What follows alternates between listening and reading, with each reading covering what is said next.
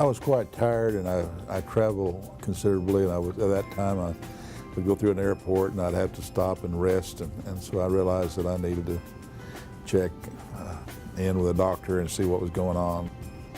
So Mr. Richardson has cardiomyopathy, ischemic cardiomyopathy from coronary artery disease, multiple blockages that really weakened his heart over time, and that's how I found him many, many years ago, about 15 years ago.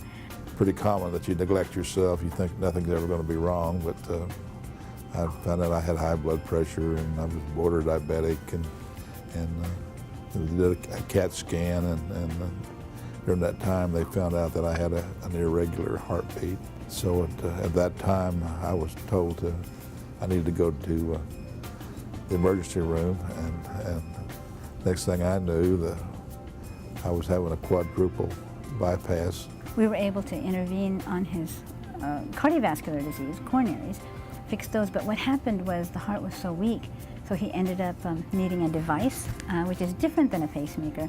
It's the shock box.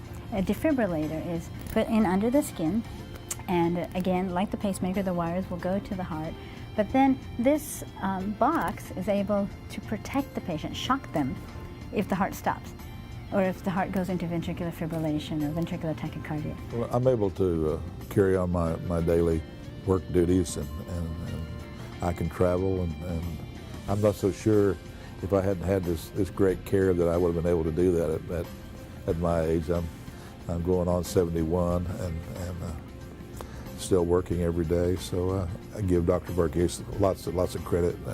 She's helped me sustain a good life.